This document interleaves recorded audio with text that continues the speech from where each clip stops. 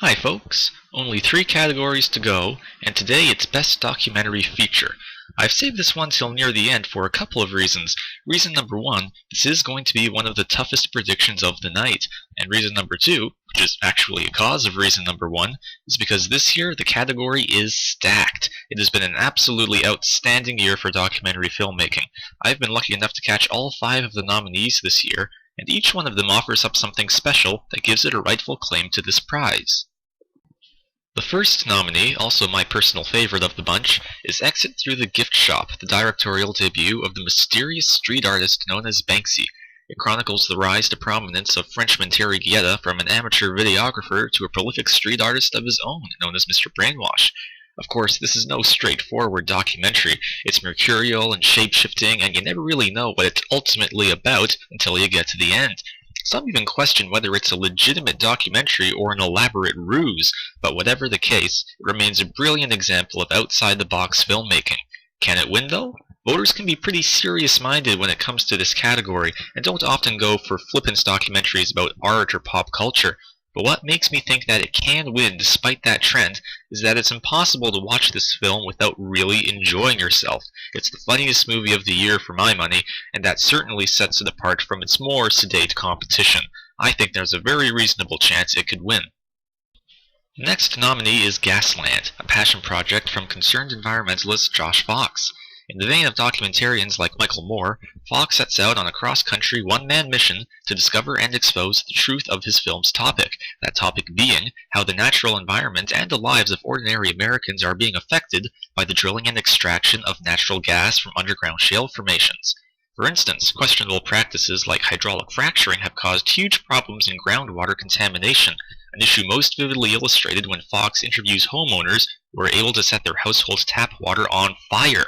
He also explores damage done to aquatic ecosystems and the cleanliness of the air we breathe. This might be the closest thing to a weak link in this category, because I thought it was a bit repetitious and not that polished, but it still tackles a compelling and pertinent subject and is a very worthwhile watch. A number of environmentally conscious documentaries have won over the last several years, so I think there's a very reasonable chance it could win. The third nominee is Charles Ferguson's Inside Job, a scathing essay on how greed and a severe lack of foresight on Wall Street brought about the crippling economic meltdown of 2008. The concepts explained in this movie are nothing if not dense and convoluted, but Ferguson breaks them down for us in a way that the layman can understand, without dumbing them down to the point of insulting his audience's intelligence.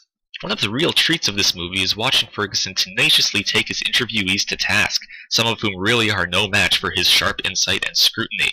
He was most recently nominated 3 years ago for No End in Sight, and like that movie, Inside Job is thoroughly researched, well-constructed, and adheres to a formalism that documentary filmmakers appreciate.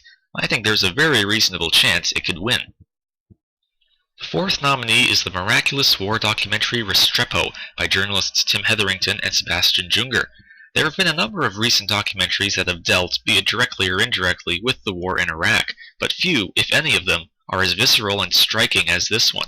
The key to the power of this film is that it takes no political position whatsoever. It's a completely objective exercise in observation, concerned only with presenting the day-to-day slog of the American soldier. That Hetherington and Junger had to spend a year in the most dangerous place in the world just for the sake of documenting the daily activities of the platoon is simply amazing. It's a fascinating movie I think everybody should see.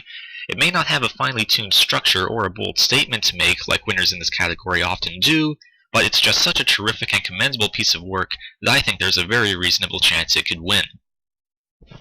Finally, we have Wasteland from director Lucy Walker. It's a stirring and inspiring tale about art and social responsibility, telling the story of how Brazilian artist Vic Muniz sold enormous portraits made out of garbage to donate the proceeds to a community that survives by picking recyclable materials out of the world's largest landfill located in Rio de Janeiro. This film is perhaps the most emotionally potent of the 5, and it's not hard to see why it's been bringing festival audiences to their feet. The only thing more extraordinary than Vic's mind-blowing garbage creations is how profoundly they end up affecting the lives of the people who inspired them. The film is more of a human interest story than a piece of environmental advocacy. It doesn't do any preaching, but simply tells an uplifting story, and that's why I think, you've guessed it, there's a very reasonable chance it could win. Okay, so I realize I haven't been all that helpful in determining which film will win, but that's a hard thing to do when the category is as competitive as it is this year. Nevertheless, I'm going to guess that Inside Job takes it, on account of being the only documentary this year nominated by all four major guilds: the Producers Guild, the Directors Guild, the Writers Guild, and the American Cinema Editors. That indicates a very broad range of support, but again, it really is true that any of them could win it. We're almost there. Tomorrow I'm looking at another tricky category, Best Director.